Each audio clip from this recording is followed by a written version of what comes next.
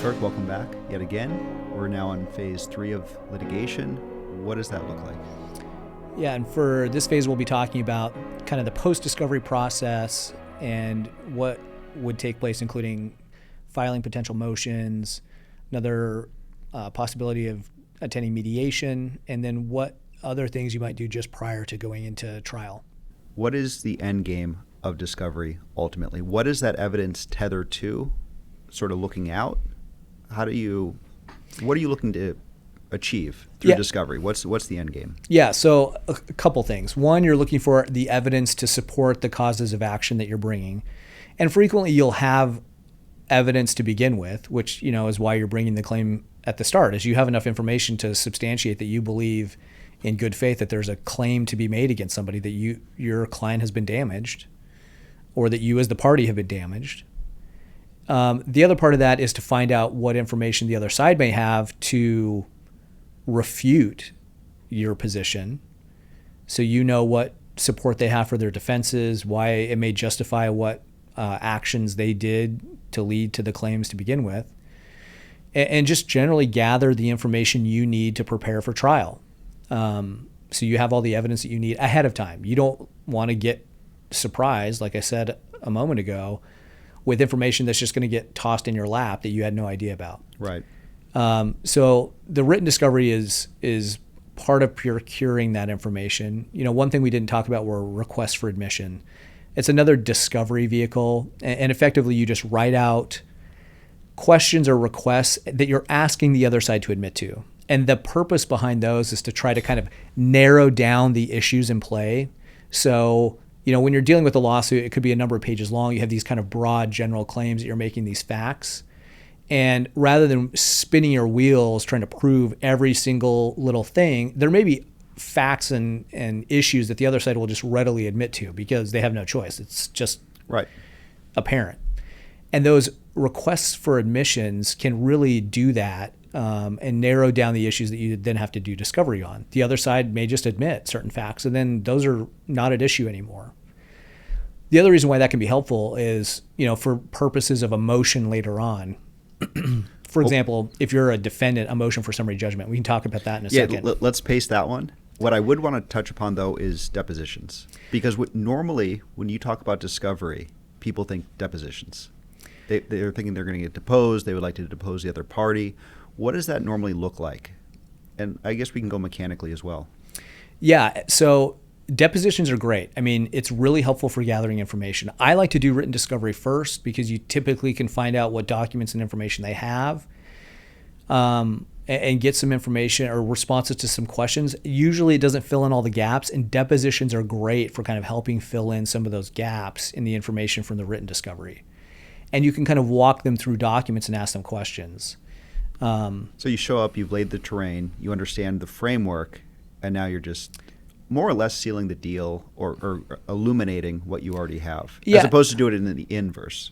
Yeah, and again, the purpose of a deposition really is information gathering, and then the second part is trial preparation. You can kind of do a trial run with the questions you would ask them at trial and find out what this person is going to say if they're on the stand as a witness. Which goes to your original point that there shouldn't be any surprises during trial. Correct.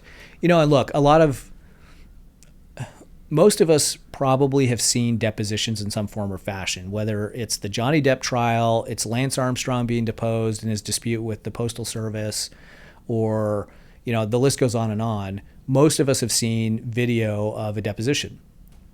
And it can be very helpful in a couple of different ways. You get the information, but you can kind of assess how credible is this person? How likable? What do they seem like as a witness? And you can ask them a lot more specific questions in a little bit less legalistic way. And that can be helpful. It can be a little bit more conversational, even though the person's, under penalty of perjury, just like, if they were in a witness box at trial. And that's great. I mean, it's very helpful being able to kind of see a party or a witness face to face and ask them questions. It's a very powerful way to gather information. It's one thing to see them on paper. It's a whole nother animal when they're in front of you. You get a read on them, because some people who look really bad on paper, they come across wonderful. They seem honest, they're straightforward, they're friendly, they're charismatic. And now you know that's going to tether if it does go to a jury, right? I mean, they're going to be in front of that jury, as opposed to the individual who's very contentious, who's angry, who just seems dishonest.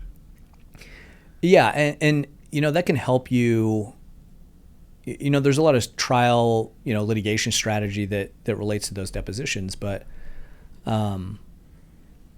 you want to find out, I'm primarily looking to see if they're credible. And if they're a hothead and they avoid answering questions and they yell and scream a lot, I mean, look, they're probably not coming across super credible. Meanwhile, if they're relaxed, they're calm, their responses are very straightforward, they're going to look a lot more credible. Now, whether they're telling the truth or not, who knows? I mean, we're not, as lawyers, you get okay at kind of discerning when people are being less than candid with you, but you're not a human lie detector. You can't tell if somebody's telling the truth or not. You're a lawyer, not the FBI. Correct. And they're under penalty of perjury, which means they are at the beginning of a deposition saying, look, I'm going to tell you the truth, and I'm not going to lie to you. And with that comes, certain penalties if you do end up getting caught lying. But the expectation is that they're going to be honest with you. Now, are deponents or people being deposed honest all the time? No.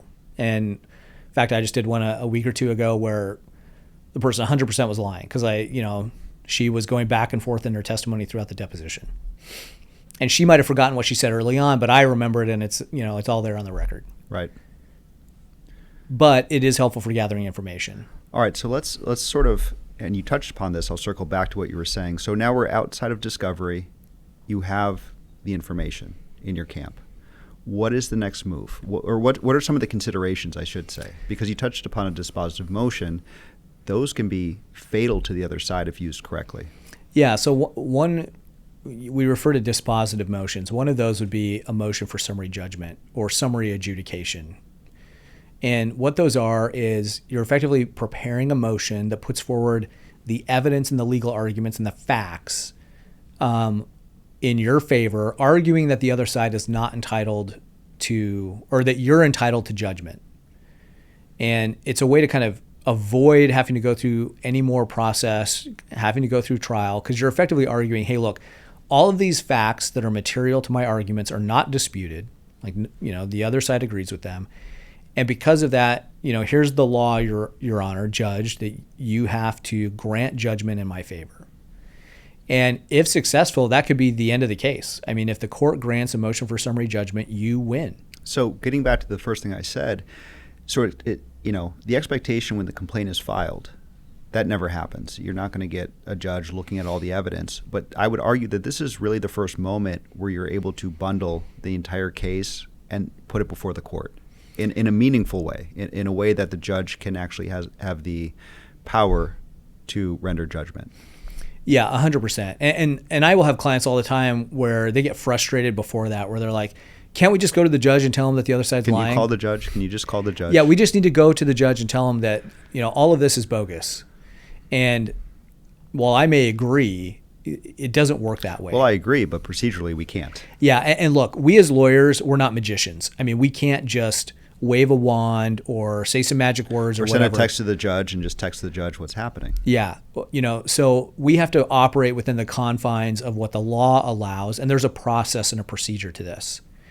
And so we can't just get really helpful evidence and then just go running into court the next day and wave it in front of the judge and say, let my client off, or give my client all the money they want. Here, we won. But this moment in time, that sort of serves that utility. I mean, that is a way to get that information in front of a judge and package it right after the discovery, after you have the evidence. It's super powerful. It can be. Now, I want to 100%, and I don't want to take away from that. The caveat being that not every case or every factual situation is well suited for a motion for summary judgment, because there are some legal issues that you got to keep in mind with those. Right. And maybe on a later podcast we can talk about that in more detail. But one thing to look at is, I mentioned this material fact thing. It may be that there are too many disputed facts. So, for example, you're dealing with negligence causes of action are really hard, where, what it can come down to is whether the other side owes you a duty or not, or whether the other side breached that duty or not. And sometimes there's just too many disputes where one party says one thing, the other party says the opposite, and there's nothing other than what they're saying in their testimony to really substantiate one side or the other. Well, yeah, I'm glad you brought that up. So it can be used as a fatal bullet, but there's also moments or situations where it's partial, right? There's a partial adjudication. Maybe speak to that. So maybe Sure. you're able to prove up 3 of the 5 causes of action. Yeah, so I mentioned a motion for summary adjudication before. That is where the court grants it, but only as to maybe one claim or one cause of action instead of the entire case. So maybe you're a defendant, you file a motion for summary judgment, or in the alternative, summary adjudication. You're asking the judge, hey, grant judgment in my favor. None of these claims apply to me. You put forward all the facts and evidence in your favor. And the judge says, no, I disagree that you're entitled to judgment, but I agree that on 2 of the 3 causes of action, there's evidence to indicate that you have no liability. And so if it's anything other than a complete granting of judgment in the favor, but the court knocks out some of the claims, then it's called summary adjudication. Which is a huge victory still, I would argue. It's still a big victory. And there are some cases where you just file a motion for summary adjudication because you're only attacking maybe one of the causes of action instead of all of them. And that can still be a big win because it can really narrow the issues that you're talking about. Which ultimately saves you time at trial.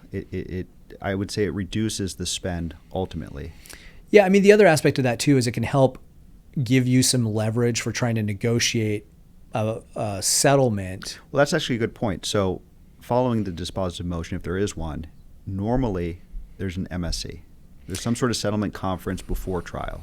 Yeah, and that can depend on the judge. Some judges really like to set settlement conferences, and that's effectively where the court orders you to go through a process with the court where they'll assign you an attorney or another judge that'll kind of act as the mediator. It's free other than, the attorney time, but you're not paying a mediator or whoever's, participating. And that's an opportunity to try again to mediate the situation. Do you like those? Do you encourage those? Yeah, I do. There's kind of varying levels of success. I mean, some judges are great mediators. Some are not. Sometimes they'll assign a private attorney to act as the settlement conference officer. Some are great. Some are not. So it can be hit or miss that way. But anytime there's an opportunity to try to negotiate a settlement, I think my clients should take it, and I always recommend that to them. Have you seen that this is often one of the best times to attempt settlement? So you're post-discovery, post-dispositive motions, and it's right before trial. Yeah, and there's a lot of pressure at that moment. Yeah, because the ramping up of costs, if you're paying, your hourly attorney, really starts to take off, in trial preparation. For both sides. For both sides. And that's not to say that you haven't spent a bunch of money to get there already, because you almost certainly have. But you're going to spend a whole bunch in the weeks or months just before trial. And if you can avoid that and get a settlement done, that's great. Again, I'm an advocate for informal resolution of a case rather than going through trial. And we can talk about why here in a second. But those settlement conferences can be effective for that. The other option is do another private mediation. I mean, the parties may be willing, or there may be enough at stake that they're willing to spend the money to hire a mediator. The benefit to that is you can kind of pick somebody that's better usually, that this is, what they do full time. Well, I think it gets back to you get what you pay for. And if you find someone who has that experience, often it's a retired judge. Yeah. But they take a lot of care versus maybe the free mediator. Not to say that those are bad, but they have limitations. They have limitations on resources. They don't always have the time or ability to, research the case, get their head around it. Versus private mediation, you have, I think, mediators who often come in understanding the case very well, assuming they were briefed. They were briefed well. Yeah, and that's true. And look, retired judges typically are better because I think parties take them more seriously.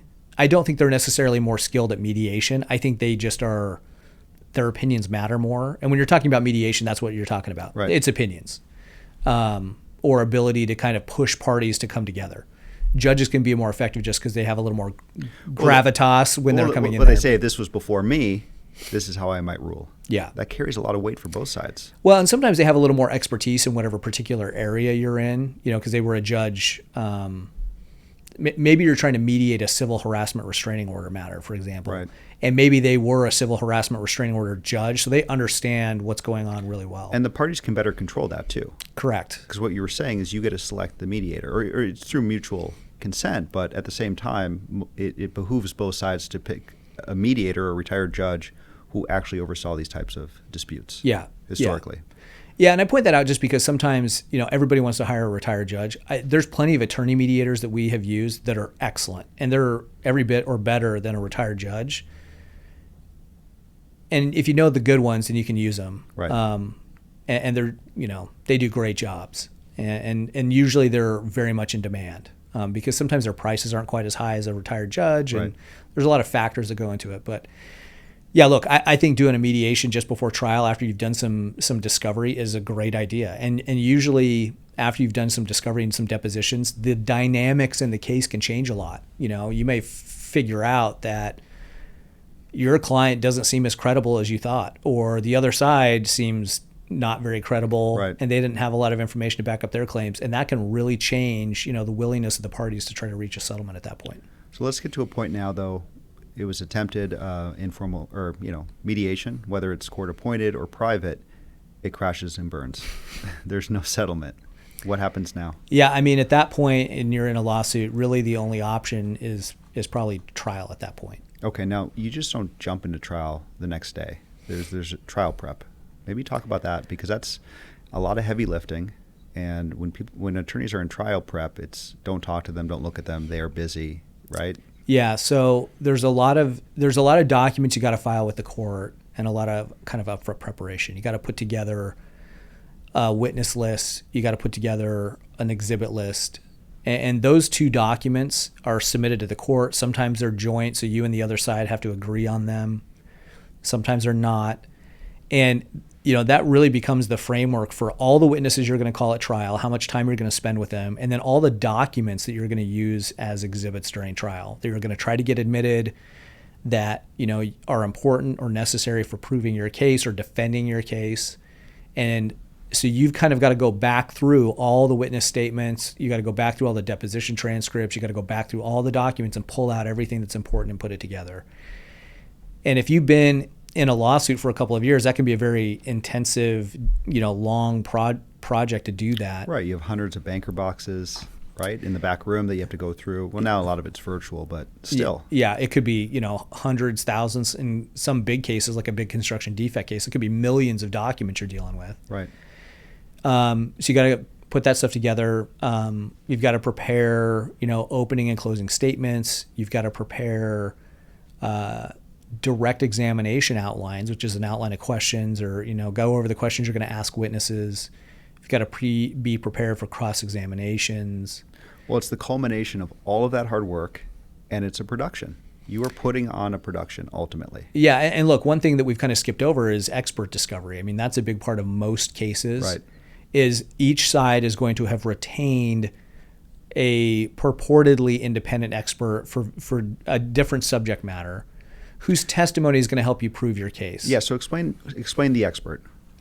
How do you find them? Who are they? And how are they advantageous, or how can they become a disadvantage potentially as well? Yeah, so look, in litigation, there are things that the judge or jury would not necessarily understand absent testimony from an expert. What's an example? So a good example would be a standard of care expert. And I'm going to use personal injury, even though our firm doesn't really do personal injury. It's a good example. Okay. Which is somebody is bringing a claim for medical malpractice. They're suing their doctor because their doctor did something wrong and it, made them worse or hurt them. Well, that plaintiff is going to have to hire another doctor who's got similar expertise to the doctor treating them to then explain what is the proper standard of care, like what should have been done, what did the other doctor do wrong? Because the judge and the jury, they're not going to know. They're not going to have the level of expertise to really ascertain, what the doctor was supposed to do. Also, the patient, they can't opine. They're going to say, hey, it's below the standard of care, but they were the patient, right? So their testimony, even if it does speak to standard of care, it doesn't carry weight. The expert carries weight. Yeah, and look, Google doesn't count. I mean, you can't as a party say, oh, hey, look, I Googled and this is what I found. I mean, that doesn't count. So you really need an expert that can kind of outline, this is what was going on, this is what should have been done, so that there's context. And those experts are used to establish the standard of care. And before trial even starts, they're typically deposed as well, so that the other side has an opportunity to find out, well, what are their opinions? What kind of testimony are they going to provide, and ask them questions about it? And also review whatever documents they're going to rely on in providing their testimony. Right. And what about the disadvantages? Because in the perfect world, the expert comes in, confirms what you guys are alleging, right? What are the parties alleging? It fell below the standard of care. The expert comes in and confirms that statement, but it can also cut against you, potentially.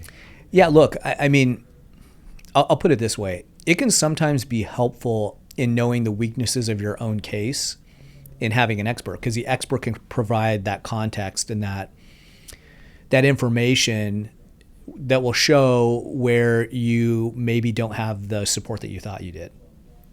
And it's certainly better to know that sooner rather than later. You don't want to be finding that out when you're on day 3 of a trial, right, or day 14 of a trial. You want to know that earlier on, because that may guide your settlement position. It may help you discuss, what's viable as far as what your client can achieve.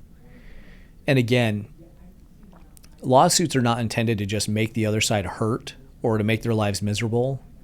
The intent is really to get your client the relief that they're entitled to under the law. Some people may disagree with that mentality, but that's the intent. I mean, you're not really there to try to just punish somebody else. You're really there to make your client as whole as possible.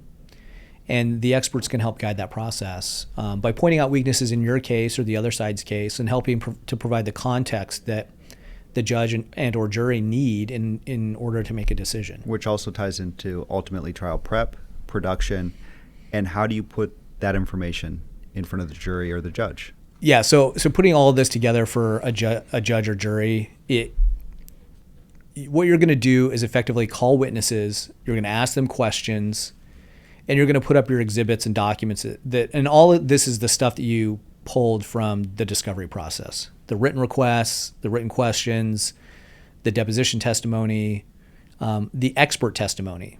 Most of this stuff is stuff you're just repackaging or putting together again, but now it may be a slightly more condensed fashion for a judge or jury. And the reason why I say judge or jury is most people have seen TV, movie shows where it's a jury. And there are some claims where a jury is going to be involved. A negligence claim. There may be some aspects of like contract claims, declaratory relief claims, where the judge needs a jury to make decisions on fact. But there are other legal issues that only a judge is going to be able to decide. Things like whether a duty is owed or breached. That's a legal issue that's going to be established by a judge. And how is that framed? You have a jury trial versus a bench trial, right? Yeah, that's a complicated question. Yeah, so if it's just a judge that's hearing it, so maybe it's just a straight up declaratory relief, equitable legal issue, there's going to be no jury. It's just going to be what we call a bench trial, which means it's just a judge that's taking in all the information, all the evidence, and then he makes a decision. There are some cases where it's going to involve both, factual and legal issues, so you'll need a jury and a judge. And every judge likes to do it a little bit differently. Sometimes they'll just do it at the same time. So the judge will listen to things as it's presented to the jury decides the jury issues, the judge decides the judge issues, and it's all done kind of at the same time. There are other times where it will be what's called bifurcated, and that's where the legal issues are heard by a judge first, or the factual issues are heard by a jury first, and then the other goes next to decide the other legal issues or factual issues. Depending on the nature of the claims, that kind of decides how it goes. Sometimes the parties get more of a say. Sometimes the judge just tells you this is what we're going to do. There can be a lot of factors involved, so it's kind of hard for me to kind of lay out, hey, this is the rubric for how this goes. Right. But generally speaking, if it's just a legal issue, the judge is going to deal with it. If there are factual disputes, then the jury is going to deal with those. And that's kind of how it's dealt with. The judges will arrange trial how they like to arrange them. And so sometimes it's bifurcated, sometimes it's not. Sometimes the parties want to bifurcate it, and sometimes the judge will agree, and sometimes he won't. I mean, right. So there's a lot of things within his discretion. So our conversation is really focused on court intervention, your typical, what people I think imagine when it comes to lawsuits, and they're contained in a courthouse. But I want to bring up arbitration, because that's interesting. And sometimes there's a confusion regarding what is the difference. What is the difference between litigation and arbitration? Yeah, so the arbitration process is more and more common when it deals with particular issues. So for example, we talked about a real estate transaction, like a failure to disclose case. You buy a property, you move in, there's a bunch of damage that you were never told about. Well, if you're using the standard California Association of Realtor form, CAR forms, the CAR form, yep. There's typically a mandatory mediation and arbitration provision that's been included. And so that dispute's going to have to be done by arbitration. And the general process we've talked about is the same, except that you're not in a court or in a state court. It's through an arbitrator, and it follows sometimes specific arbitration rules, sometimes just the California arbitration rules. And it's a little looser, I would say. There aren't as many specific rules that you follow, but basically both sides pick an arbitrator who's going to act as, for all intents and purposes, a judge. How do you find an arbitrator? What is the way to procure an arbitrator? Yeah, no, that's a great question. Usually there's just arbitrators that you like to use. And for example, it's going to be a retired judge. So they're not on the bench with a county superior court anymore or a federal court, and they act as a mediator or an arbitrator. So typically through a private company. It's a private company. The private company will offer various services, including mediation, and often house an arbitration division as well. Yeah, so the parties will agree on who's going to be an arbitrator. You hire them, so both sides, are paying the arbitrator money.